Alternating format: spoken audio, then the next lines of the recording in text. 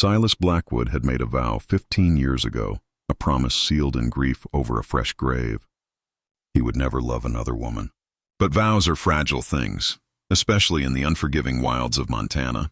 When a stranger, a ghost of a woman, appeared at his fence claiming to be his mail-order bride, a bride he never ever ordered, everything he had built to protect his frozen heart began to crack. She had traveled 1,000 miles chasing a lie with nothing left to her name. He should have sent her away. But then the storm came, a blizzard that mirrored the one in his own soul, and he let her in. That single choice would resurrect a heart he thought was long dead. This is their story. Stay until the end to see how this impossible love story unfolds. And before we go any further, if you enjoy Tales of the Heart, please take a moment to like this video, subscribe to the channel, and hit that notification bell.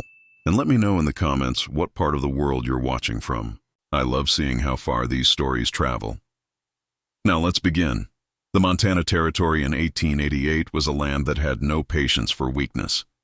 It chiseled men into granite and turned women into whispers on the wind, and Silas Blackwood had become both.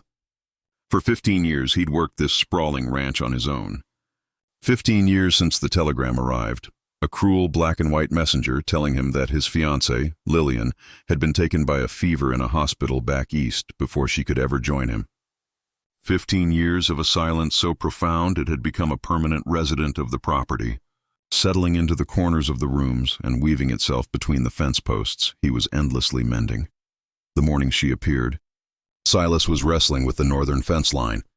The wood was brittle, rotted through where the winter had been especially savage. His hands, scarred and calloused, moved with a familiar mechanical rhythm. Hammer, nail, test the board, move on.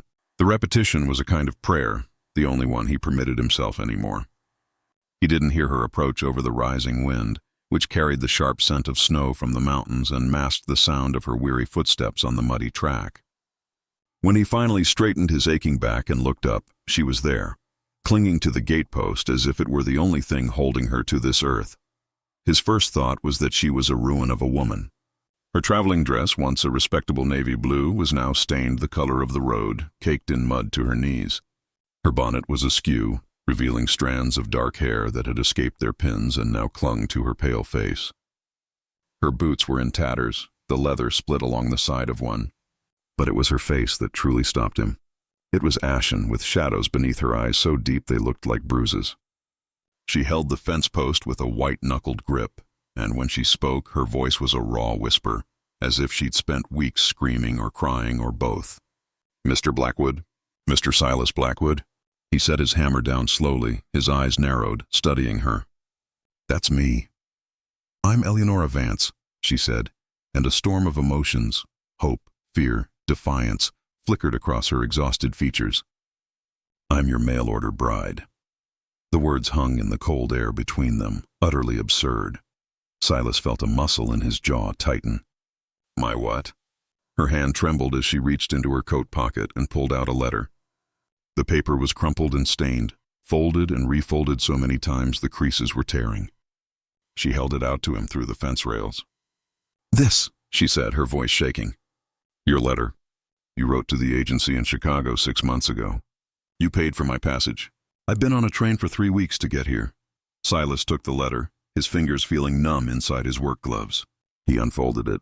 There it was, his name, Silas Blackwood, signed at the bottom in a neat cursive that was nothing like his own rough scrawl. The words above it were formal, seeking a woman of good character and strong constitution for marriage. It described a ranch in the Montana Territory, promising hard work but an honest life. He read it twice, then looked up at the woman whose entire future was pinned to this piece of paper. "I didn't write this." The last bit of color drained from her face. "What?" "This isn't my handwriting." "I never wrote to any agency." He handed the letter back to her.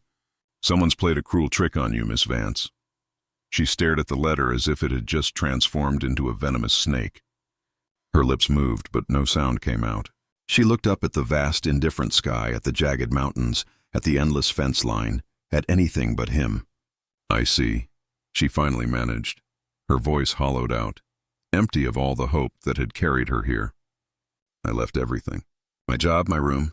I spent every last cent I had." Silas felt an unwelcome twist of something like pity in his gut. "The agency took your money?" She let out a bitter, broken laugh. They called them processing fees. I suppose it was all just a scam. She carefully folded the letter and put it back in her pocket with the precise movements of a person holding themselves together by sheer force of will. He recognized that particular kind of breaking, the kind where you couldn't afford to shatter. Not yet. Not until you were alone. Well, she said, straightening her shoulders in a gesture of pride that seemed to cost her everything. Thank you for your honesty, Mr. Blackwood. I apologize for the intrusion. She turned to go. Silas watched her take 3 unsteady steps back down the muddy road before some instinct he thought he'd buried long ago made him speak. Storm's coming. She stopped but didn't turn. A big one. By the look of those clouds, he continued, be here in an hour. You won't make it back to Stone Creek before it hits. I'll manage, she said, her voice tight. Stone Creek is 8 miles. That road will be a river of mud once the rain starts. If it turns to snow, you'll freeze before you get halfway. Now she turned, and he saw the war in her eyes, desperation fighting a losing battle against pride. I won't impose on you, Mr. Blackwood. You've made it clear I'm not wanted here. Didn't say that. He picked up his hammer, turning back to the fence as if the conversation was of no real importance. Said I didn't order a bride, but I'm not the kind of man to send a woman out to die in a blizzard. There's a spare room. You can stay the night.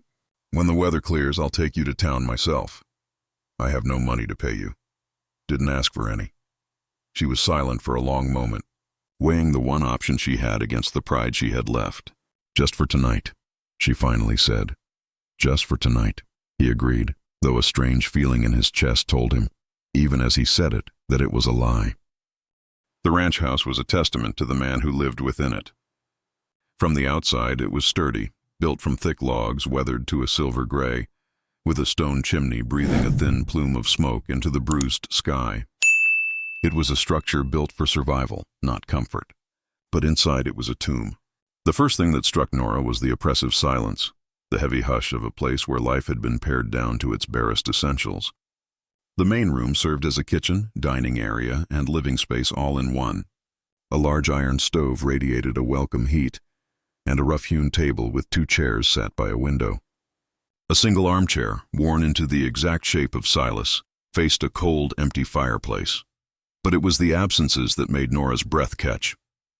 There were no curtains on the windows, just bare glass staring out at the bleak landscape.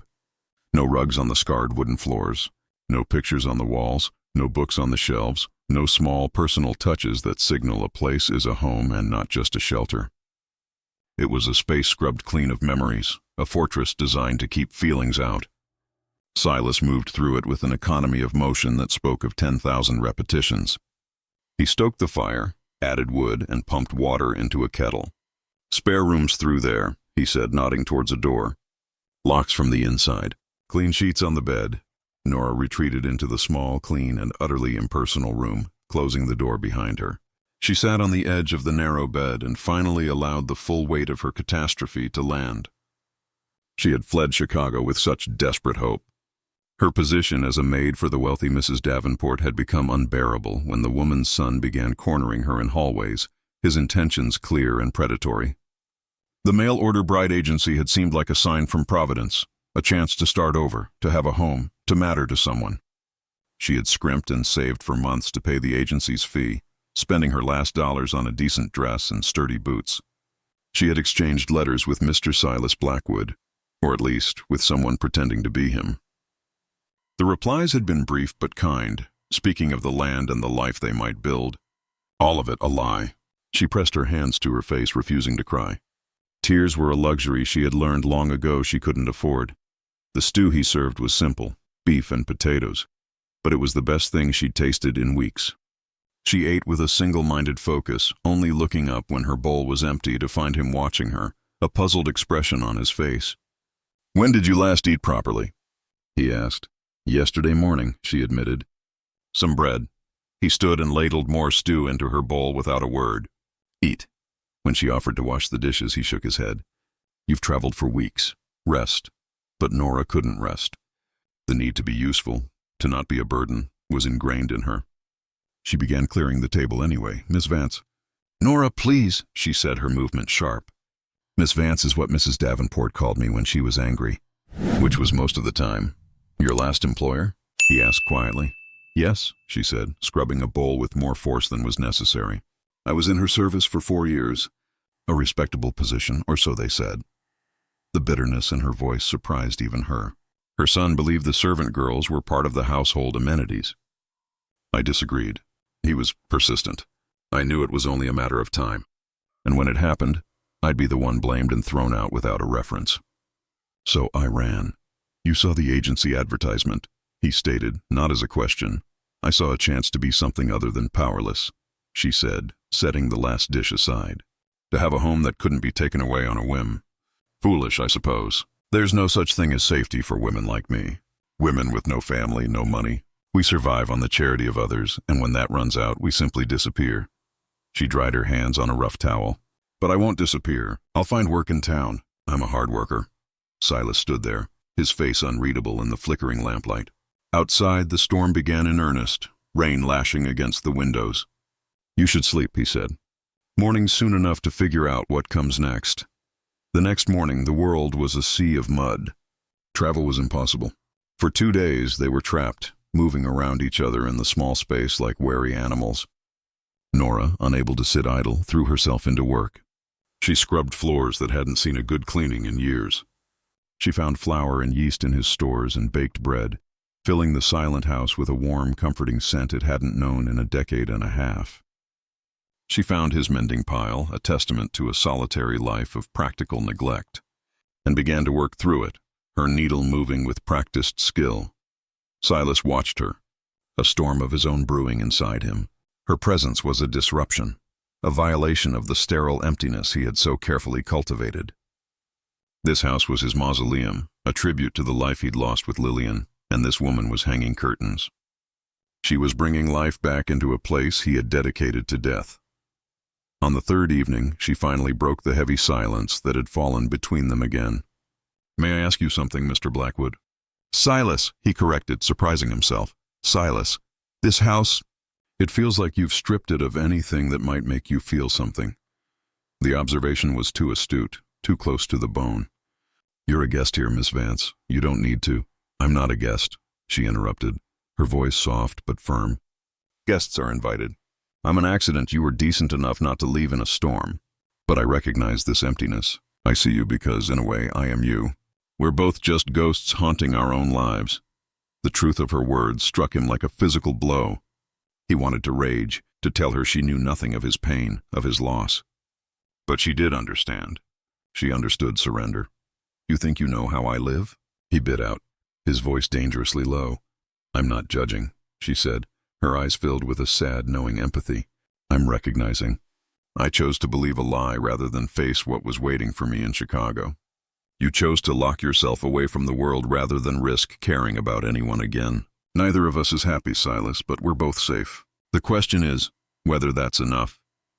He felt the carefully constructed walls around his heart crack. That's not safety, she continued softly. That's surrender. He couldn't breathe. He stood abruptly, the legs of his chair scraping loudly against the floor. I'm going to check on the animals. It's dark. I know my own land in the dark. He grabbed his coat and slammed the door behind him, stepping out into the biting cold. He stood there, his breath pluming in the air, watching the warm light spill from the window where her silhouette was bent over his mending. She was right. He had surrendered 15 years ago, and for the first time he felt a terrifying, unwelcome flicker of a desire to live again. When the roads were finally passable, a heavy, unspoken agreement hung between them. They had to go to town. They had to confront the source of this elaborate, cruel deception. The ride to Stone Creek was slow, the horses picking their way through the thick mud. The silence was different now, not empty, but charged with the weight of the truths Norah had spoken in his kitchen. Stone Creek was a cluster of wooden buildings on a single main street, a lonely outpost of civilization against the vast wild landscape. Silas led Norah to a store with a sign that read Reed's General Goods.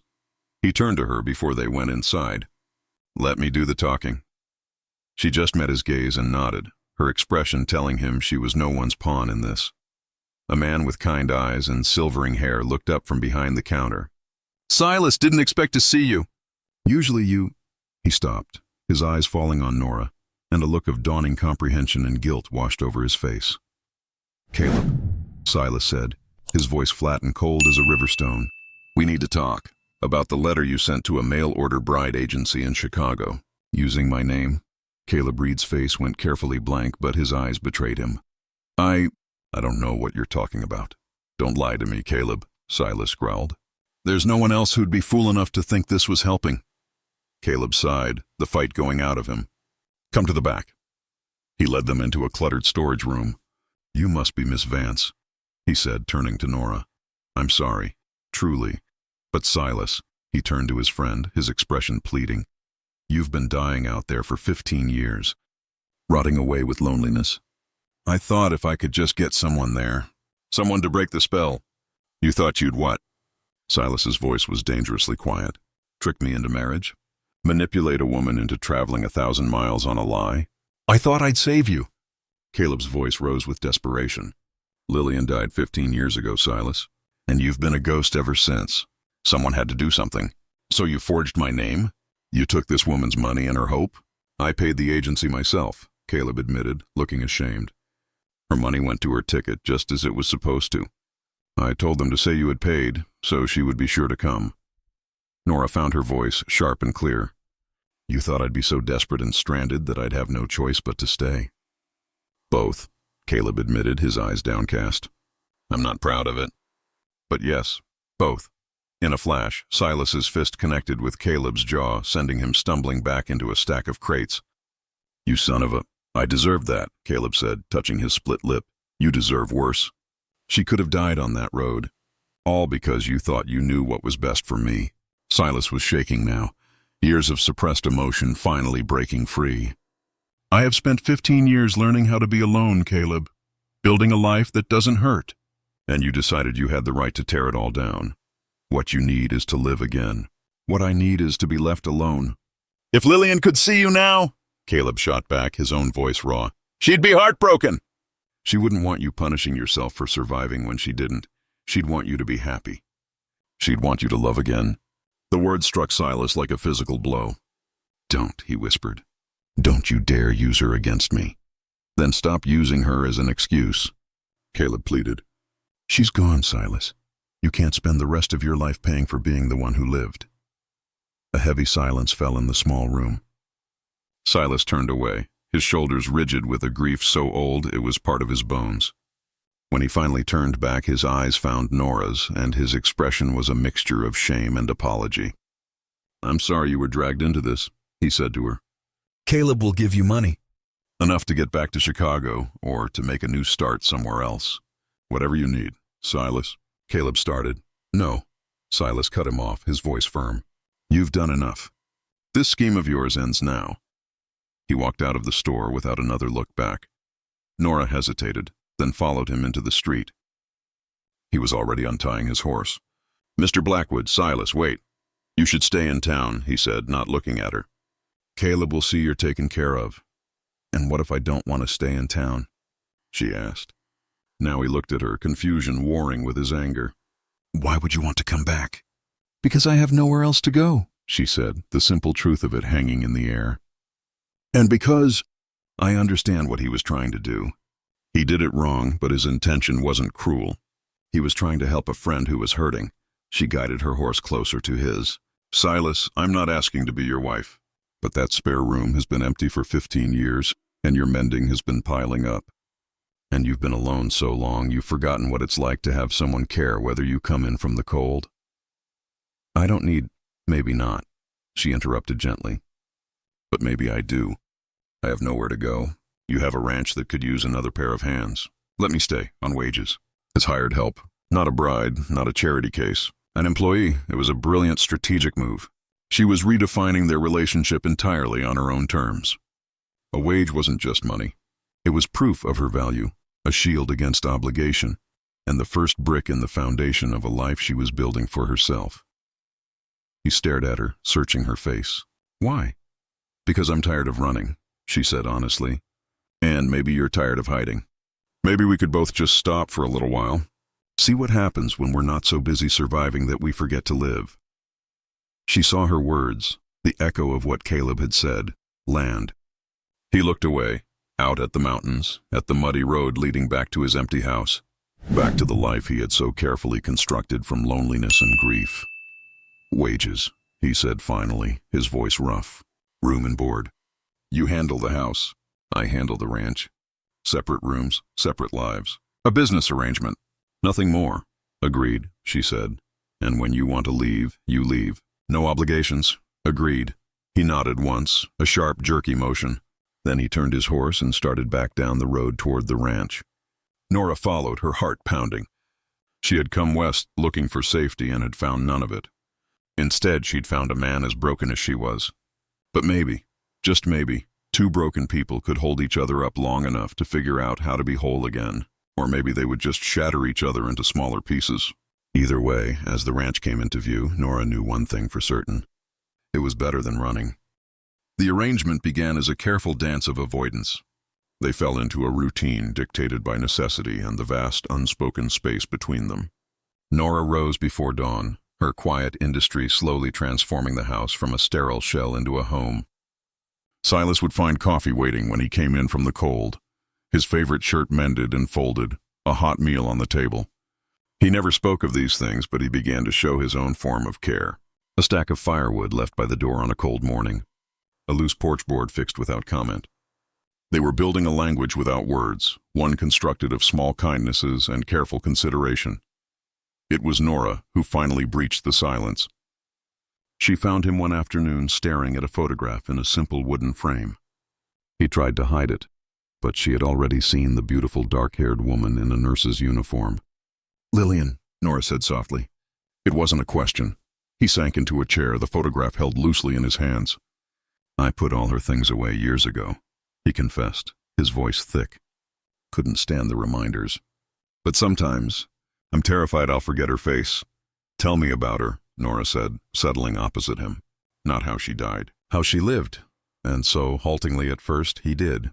He spoke of her fierce intelligence, her full-throated laugh, her dreams of building hospitals for the poor.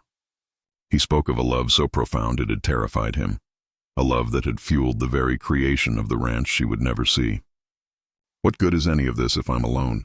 he asked, the raw pain of 15 years exposed in his voice. "You're not alone right now," she said gently. "I'm here. For how long?" He shot back, a desperate fear in his eyes. "How long until you realize this place is a tomb and I'm a dead man walking?" "I don't know," she answered honestly. "But I'm here now, and that has to count for something." That conversation shifted something between them. An invisible wall had been acknowledged, if not yet torn down. But just as a fragile trust began to form, disaster struck. Norah fell ill, a raging fever that left her delirious and weak. She woke one night to find Silas in her room, his face etched with a terror she had never seen on him before. He carried her, blankets and all, to the armchair by the fire, and for 3 days, he did not leave her side.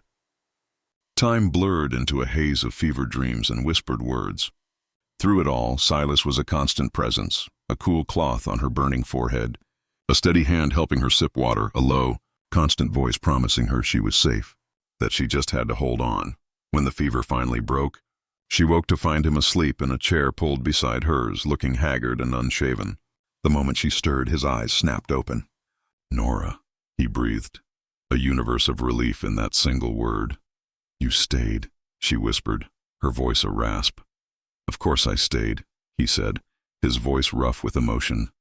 The doctor had come and gone, leaving medicine and instructions, but Silas had been the one to keep the vigil. "You scared me," he admitted, unable to meet her eyes. I thought you were going to die, and I realized, I didn't want you to, that somewhere in these last few weeks I'd started to care whether you were warm, whether you were happy." "I'd started to listen for your footsteps in the morning." He swallowed hard. "I started to remember what it felt like to have someone that mattered. And it terrified me, because caring hurts. Losing hurts. And I can't do that again." Norah reached out and took his hand, her grip weak but firm. "I'm not dead, Silas, I'm right here. But you could have been," he whispered. And the thought of this house going back to silence, it was unbearable. He had finally admitted it. The carefully constructed emptiness he had mistaken for safety was, in fact, a prison, and her presence had become his freedom. Their bond, forged in the crucible of that fear, was soon put to a different kind of test. Caleb Reed rode out to the ranch one afternoon, his face grim.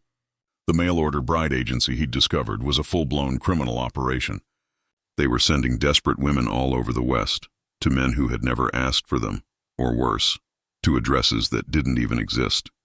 And another woman, Amelia Finch, was on a train right now headed for Stone Creek, expecting to marry a local widower named Thomas Cole, a man who had no idea she was coming. "We have to warn her," Norah said instantly, her own experience still a fresh wound.